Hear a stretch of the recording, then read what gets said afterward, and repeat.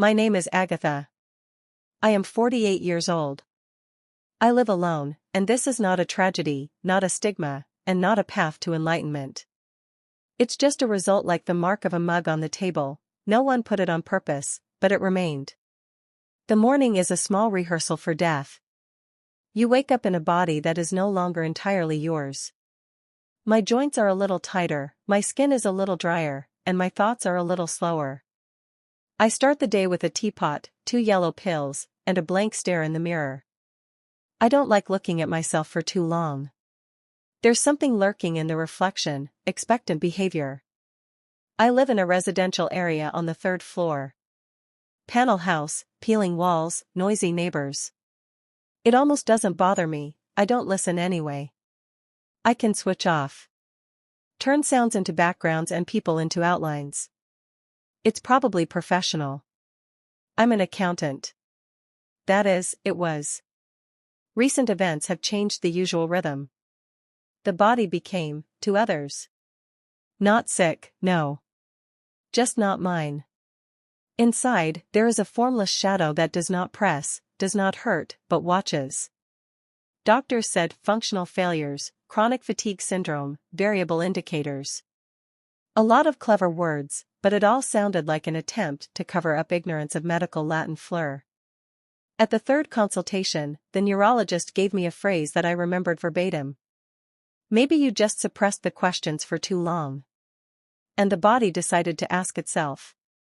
I smiled then. But the smile was uncertain. Because there really were questions. I've been asking myself these questions since I was a child. Why doesn't anyone have a near-death dream? Why do some people die in peace and others in agony, even if they were saints? Why does the church smell not of God, but of wax and fear? The dreams disappeared a month ago. At all. Not a hint, not a shadow. Only blackness, no form, no voice, no end. I woke up with the feeling that I wasn't sleeping, but was turned off. Like a light in a room where there's no one. But something started coming back. Not dreams, but images. Repeated, corridor. Narrow, tiled, like an old morgue. No windows, no light source, and yet visible. Every night I stood in it, barefoot. The walls felt damp and breathable. And the steps. I heard footsteps. Not your own. Or maybe the detainees, as if the sound is catching up with the body. After such nights, I woke up at 3:17. Always. No exceptions. I checked, setting the alarm, checking my phone, checking the kitchen clock. 3:17. This number has ceased to be a time, it has become a symbol. Like a scar. At first I thought it was a coincidence. Then paranoia. But then it started showing up during the day. In reflections. In random documents. On receipts from the pharmacy, 3 rubles and 17 kopecks. On the license plate of the car that stopped at my entrance. On the guard's watch as I passed through the clinic. Everywhere. I wasn't looking, it was looking at me. One evening, in an ordinary, unremarkable way, I made tea with honey. She was sitting in the kitchen, wrapped in a blanket. On his lap was an old copy of a literary magazine. I wasn't reading, just flipping through the pages. Tired. There was a feeling inside, approximations. Not anxiety, but readiness. It was as if the world had come to the very edge and was about to break, but it didn't dare. And then something snapped. It can't be described by sound, but rather by sensation. It was as if a crack had appeared in the air. Like a piece of glass that hasn't broken, but will never be the same again. I turned my head. For a second, everything was as usual, the nightstand, the chair, the curtains. Just a mirror. My reflection was motionless. I was sitting, it was standing. It wasn't looking at me, but at me. The way only someone who knows your date of death can look. I stood up. I wanted to get up. My legs wouldn't work. My heart was beating slowly, like a dull drum. Space became as sticky as honey. I reached for my phone, and at that moment the world ended. There was no fall. There was no fear. I didn't lose consciousness. I stopped being. And then, it was different. It seemed to me that the disappearance would be quick. Instantaneous click, darkness, everything. But it was a sprain. It was as if my body, mind, memories, everything were being pulled through the eye of a needle. No pain. Without a form. Just a sprain.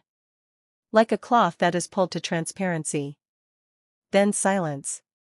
But not quiet, as at night in the woods, and not deaf, as in an empty room. It was a silence that hissed. It throbbed. Like TV on a dead channel. White noise. I opened my eyes. I'm not sure I have any left, though.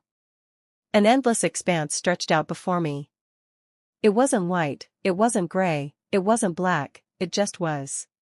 Space without horizon, without perspective, without shadows. The air, if you could call it air, had a taste. Metallic, like blood, and sweet, like decaying fruit. I was standing, or floating. The body felt, but did not obey. I tried to move my hand, but I couldn't see it. I didn't hear a rustle. I didn't feel any weight. Only I, as a point of consciousness, as an observer. And then I realized, this is not the place. This is an expectation. Something had to appear. I could feel it on a skin that no longer existed. The throbbing increased. Space vibrated like a taut string. It's not your death. The voice didn't come from outside or inside. He was me. My thought, which someone said for me. It wasn't a phrase, it was an understanding poured into the mind like ink into water. Alien, but not violent. This is the entrance. And then I saw the line. Thin as a hair. It divided the white surface into two almost indistinguishable halves. But she was moving. It wavered like a crack in glass. And with each of her pulses, a sense of irrevocability rolled in my direction. It's like if I get any closer, I'll never be able to come back. Not physically. Existentially. But I went. Not because I wanted to, I had no choice. There was no such thing as will or fear. Only attraction. Deep, animal-like breathing instinct. Step. I heard him. It was the first sound that didn't belong to the void. And it wasn't mine. First one. Then another. Heavy ones. Rhythmic ones. Human beings. Steps. They were coming towards me. I stopped. I'm not sure I moved, though. All I knew was that he was coming.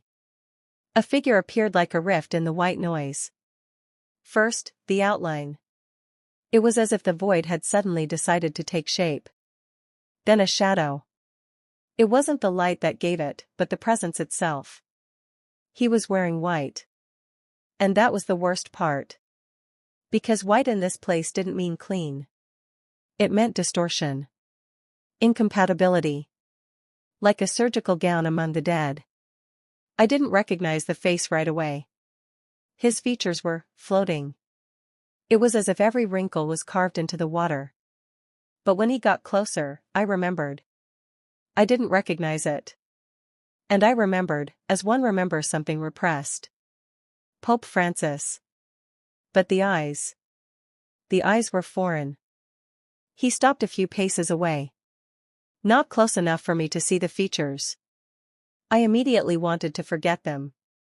The face was familiar, like a photograph you'd seen dozens of times. But up close, it looked too real. It was as if every millimeter of skin was carved from the marble of millions of people's memories. Not a face, but an icon that has come to life and forgotten who it was. Pope Francis. And yet, not him. Eyes. That was the main lie. They weren't looking at me, they were looking at me. Not with kindness, not with judgment, but with some ancient weariness. The look of a surgeon who has performed too many autopsies to still believe in healing. I didn't know if I could talk here. I couldn't feel my lips, my voice, or my breath. And yet, the words came out of me like a question that has been brewing for a lifetime. Where am I? He didn't answer right away. His gaze lingered on something behind me. Maybe there was someone else there. Maybe it's me. Finally, he said. You are in a place that is not made up. It wasn't drawn in books. They didn't describe it in parables. They don't expect it, and they don't prepare for it. His voice was flat, without accent, without inflection. Too perfect. I could hear every syllable, as if they weren't coming through the air, but directly into the bone. It was like a voice in the womb, like the voice of a fetus in its mother's belly, not yet knowing the language, but already knowing the truth. Is this hell? He looked at me for a long time. And that silence was worse than the answer. You're still asking questions. This is what brought you here.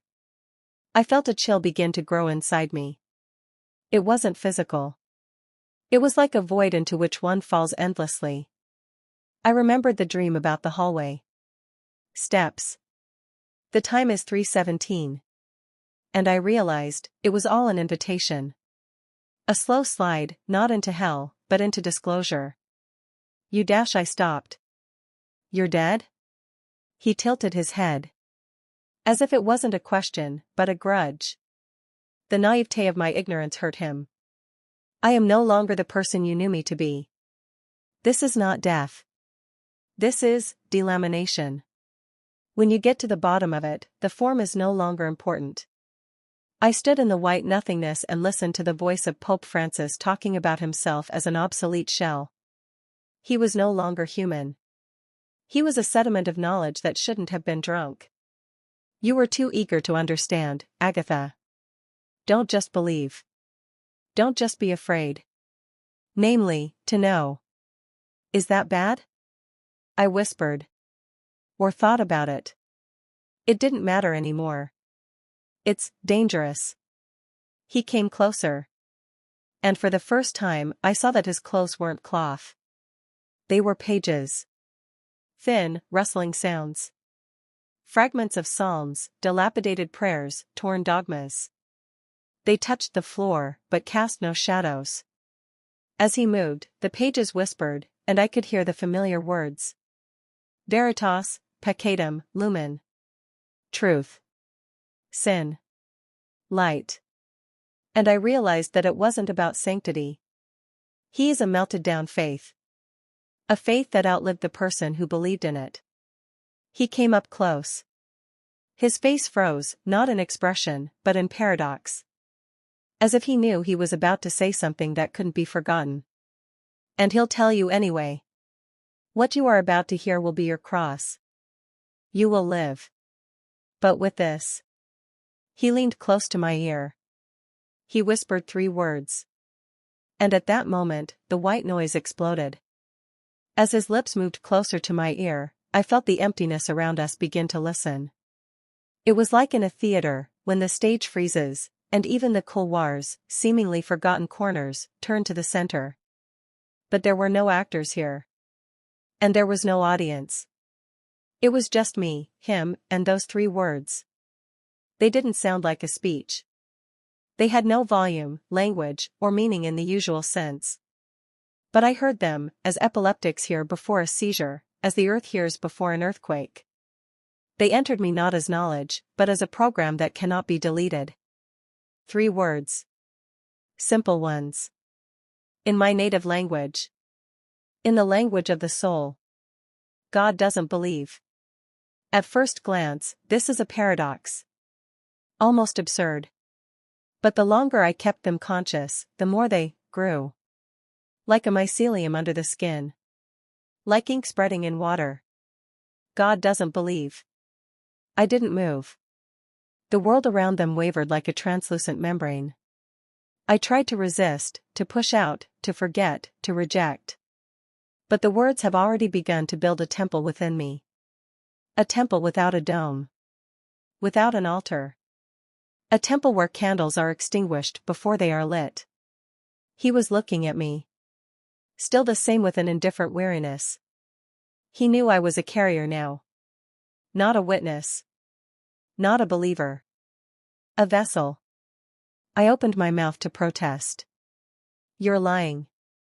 It sounded weak. Like an exhalation thrown into the abyss. He nodded. But not in agreement. And not as a sign of denial. It was as if he was acknowledging the world's right to be untruthful. Faith is something that exists only in absence. Faith is a bridge built over darkness. And he doesn't have the darkness. He is outside of it. And out of the light. He is the outside of all opposites. He does not need faith. He doesn't doubt, doesn't wait, doesn't hope. And so, he doesn't believe me. I felt my inner space begin to break down. It doesn't hurt. But you can't put it back together. I began to vomit, not physically, but ontologically. Who am I? What am I? A woman? Live? Dead? The body? A thought? A dream? The world around them began to distort. The white noise became a hum, like the jaws of a huge beehive. Somewhere nearby or in my head, I could hear the church bells tolling at random. And suddenly, screams. For men, women, and children. Not in agony. It's about recognition. It was as if millions of souls had heard what I had heard.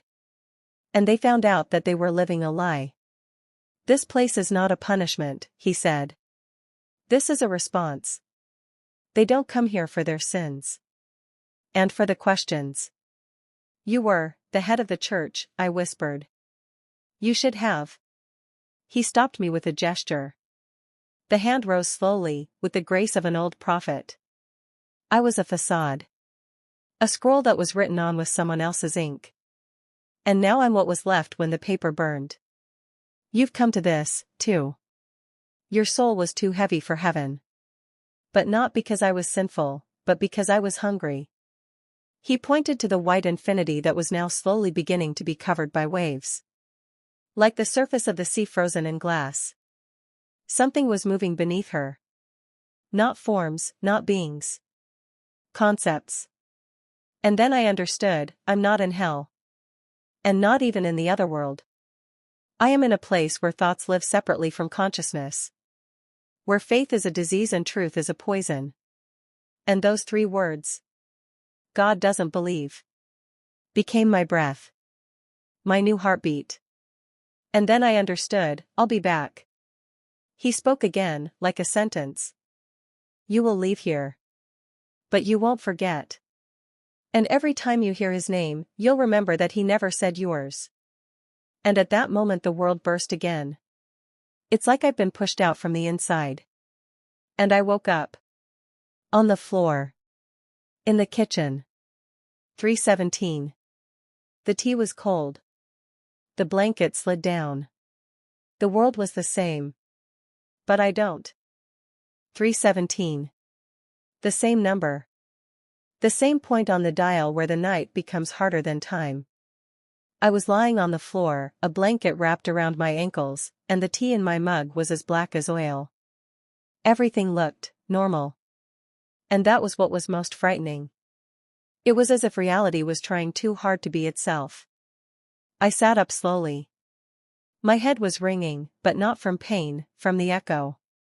The words still lived in me. God does not believe. Their meaning did not escape. On the contrary, it deepened. It was spreading like mushrooms in the basement. They allowed arguments to develop into other thoughts, sprouted into familiar concepts. Every familiar word was now lined. Prayer is not a request, but a whisper to the void. Forgiveness is not salvation, but oblivion in return. Love is not a gift, but a survival instinct between silent gods. I went to the window. The street was dead quiet. No wind. Not a single car.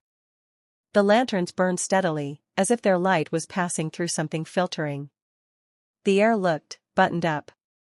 Like the clothes that were put on the world. I stepped out onto the landing. She came down. Just like that. Without a goal. It was as if my feet knew a route I didn't. I immediately noticed the first distortion. The newspaper next door had a photo on the cover that I recognized immediately. Pope Francis.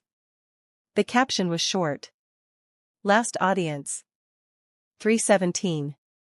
I stood there, not breathing. It was an old newspaper. Rancid. Date, 2 years ago. And I couldn't remember her lying here. But it was. I took it. Unfolded it. Everything seemed normal until my eyes fell on the small article at the bottom. No author, no source. Sometimes he doesn't answer, not because you're not there, but because there are too many of you. The world began to crack, but not from the outside. In me. I went to the drugstore. Automatically. I needed to see the others. Check if they're still alive. Or maybe they are now, 2 masks draped over whispering shapes. The pharmacist, a woman in her 50s named Anna, whom I'd known for years, looked up from the cash register. Her gaze lingered on me a little longer than usual. As if she remembered, too, but didn't want to. It was as if she had also heard 3 words. Is something wrong? What is it? She asked, too calmly. I need something for my headache, I lied. She set the package down on the counter. Gradually. Carefully. It was like she was measuring something in my face. You know, she said softly, you become more transparent. It's like I can see through you. My stomach clenched. I took my medication. She's out. And around the corner, I saw a second distortion. Boy. Just a kid. About 6 years old. He was kneeling on the sidewalk, drawing a cross in chalk. But instead of a vertical line, it turned out to be a vicious circle. Time after time. A cross turned into a loop. I sat down next to him. Without thinking. Without controlling it. What are you drawing? He looked at me. And there was no childhood in his eyes. There was knowledge in them. He's not coming back. He never left. He's just silent. I stood up. I walked home like a broken ladder. Every step made my teeth ring. The signs were everywhere now. In store windows, fonts disappeared in the middle of words. On the icons, the faces were erased. On the TV screen, a channel without sound. Drowning in white noise. That's the one. When I got home, I saw a crack in the mirror, not on the glass. On the reflection. It was as if myself no longer matched the shell. And that night again 03:17 I heard footsteps in the hallway. Slow ones. Smooth lines. Just like then. But now, they weren't coming any closer. They waited. The footsteps were almost silent. Almost. They didn't come any closer. They were not deleted. They just were. And it was much scarier than if someone had walked in. Steps are actions. And these were a presence. I was sitting up in bed. The clock read 3:17. Everything converged again at a point that became a gateway, not into something, but out of something. The world wasn't a dream, but it wasn't waking, either. He was something in the middle. Like eyes not yet open, but already seeing. I got up and went to the door. It was ajar. In the crack, the same silence. It was as if the room behind it no longer had air. I exhaled. And went out. The corridor was longer than usual. Or simply arranged differently. The footsteps didn't stop. But now I knew it wasn't someone coming. These are the echoes of walking. It was as if someone had walked here before. And his trace remained forever. I followed these echoes as if they were a hint. Like following the trail of an animal that doesn't exist for a long time, but is still feared. At the end of the corridor is an old wooden door. I didn't remember her being in my apartment. Or in the house. Or in real life. But she was. It has an inscription on it. Scorched. Almost invisible. See Transis, Rodeo. If you cross, I'll come back. I touched the handle. And at that moment, the footsteps stopped. It almost hurt. How to pull out a needle that has long fused with the body. I opened the door. There was a staircase. Spiral. Going down. Without lighting. But I knew, I won't fall. This ladder did not require faith in the support. It only required a transition. I started down the stairs. Each turn seemed familiar. It's like I've been here before. In the past. Or in another dream. Or in someone else's body. On the third flight, a wall with children's drawings. On the fifth floor, there was an old TV set that was making white noise. On the seventh floor, there was a mirror, and I wasn't reflected in it. On the ninth floor is a door. Phone number, 317. I stopped. My hand was shaking, but not from fear. From recognition. I've opened this door before. Somewhere. Once. Maybe in that night's dream. Or maybe before birth. I pushed it open. The room was empty. But there are inscriptions on the walls. Different handwriting. Different languages. Everything is the same. He doesn't believe me. He looks, but he doesn't see. Returning is the second death. And beneath them, a whisper. A real one. Audible. I couldn't figure out where it came from. But he spoke in my voice. You're not alone. And I understood. There were others here. I'm not the first. And not the last one. Everyone who crossed the line came back with something. Knowledge that destroys the fabric of the individual. A truth that does not heal, but melts the mold. I sat down on the floor, feeling the walls throb like the breath of a dead whale. And then, on one of the walls, I saw a new inscription. It came out slowly, like blood through a bandage. The next round will be yours. And I knew the stairs didn't end. I didn't stop at the bottom. And in the middle. In a maze that doesn't lead anywhere. And deeper.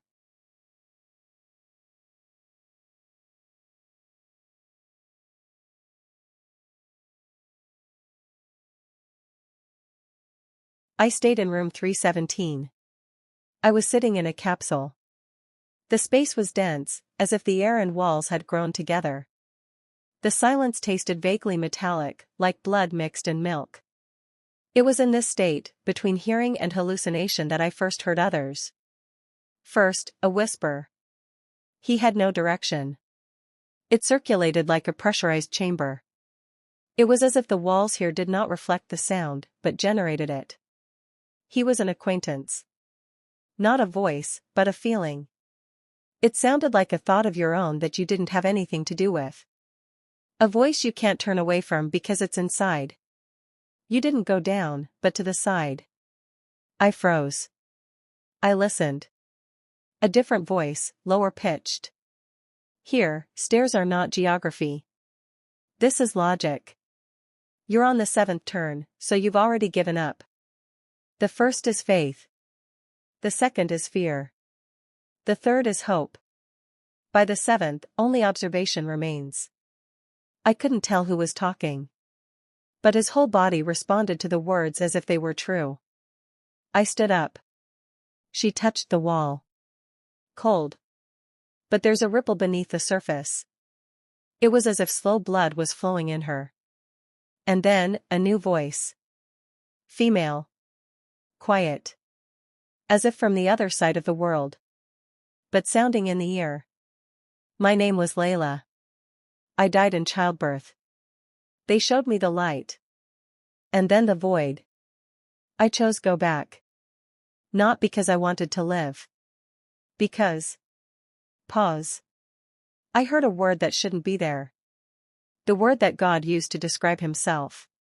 It was empty. Mute. Without a form. It erased everything I knew.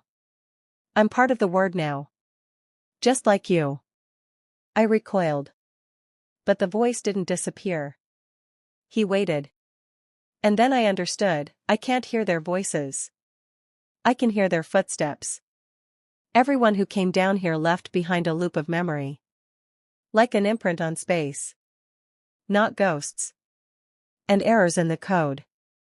And there were countless loops. They were everywhere. Smudged on the walls.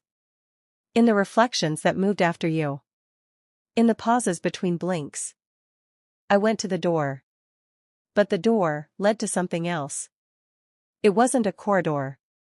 It was a hall. Huge. Without beginning or end. And it has hundreds of seats. Just like in the theater. But they were all turned back.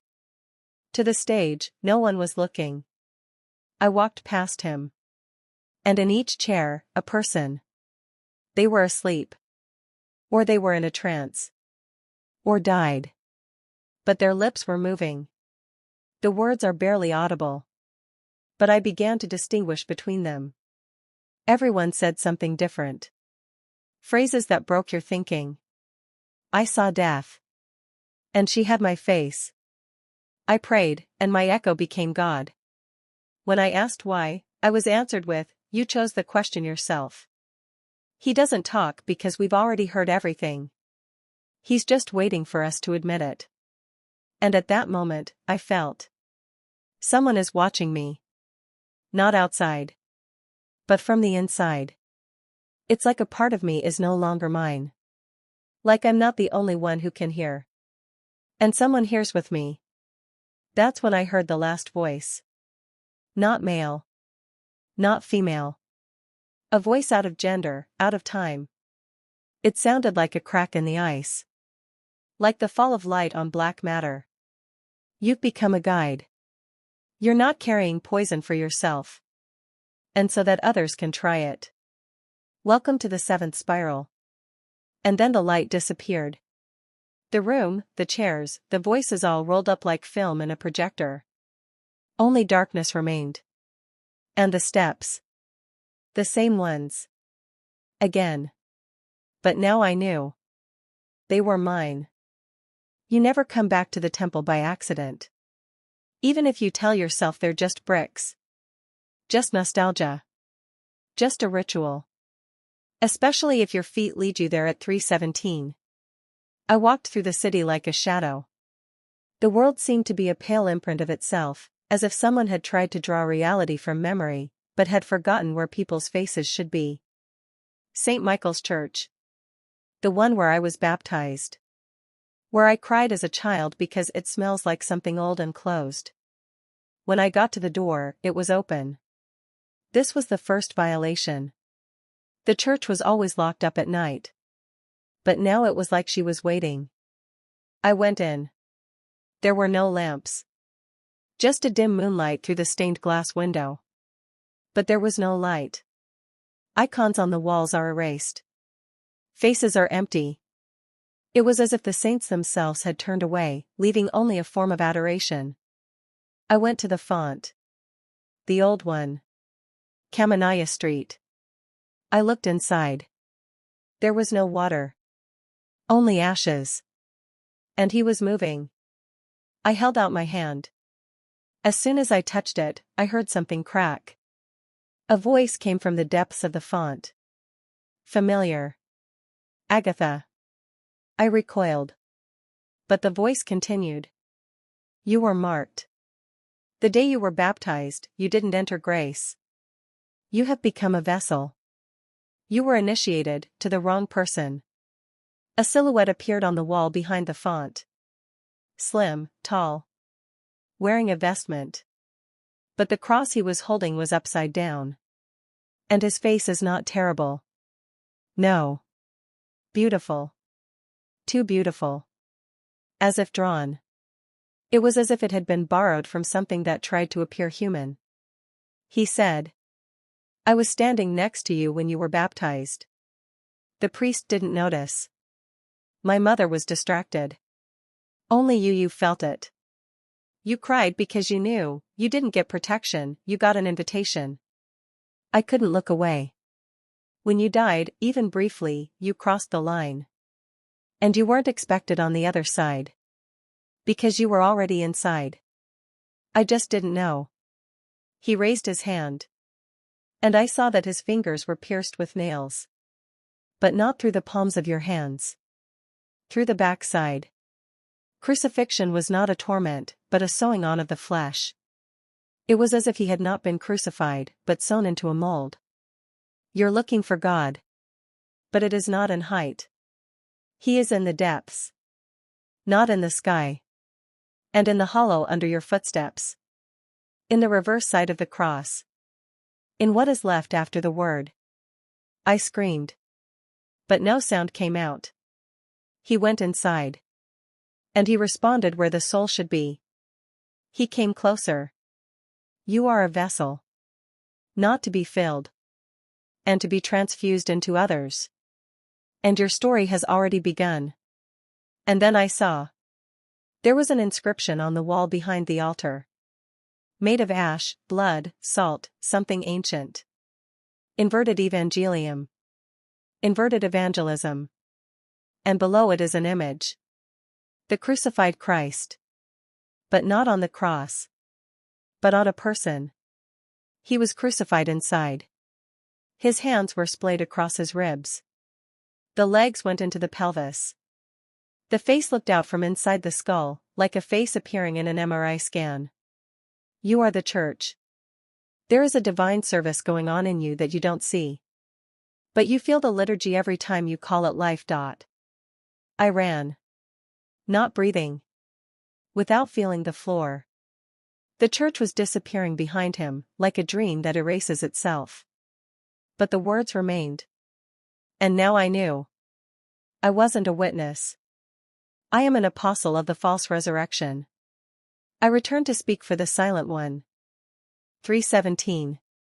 That was probably all I needed to know. I was standing on the edge. The edge where all paths merge into one point, into the original void. Where there is nothing to breathe, because the air is also a part of the already forgotten body. A point where there is no difference between the living and the dead. Where night is not a time, but a state. Where every look can be the bottom, and every step can be the last. I came back here. At 3:17. When it all started.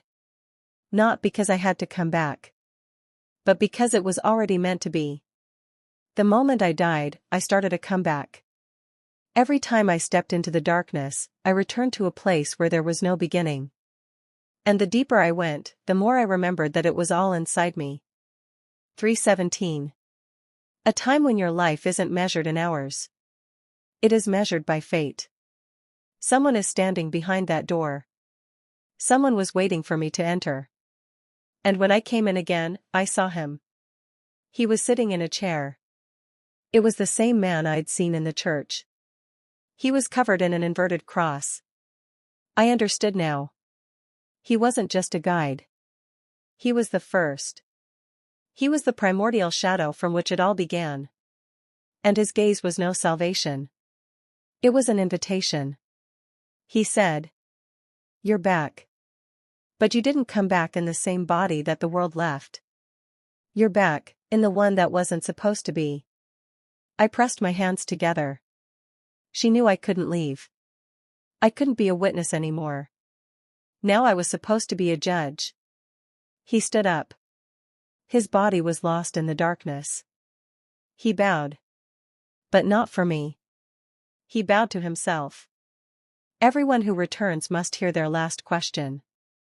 I couldn't tell what that meant. But I felt it. He stood up.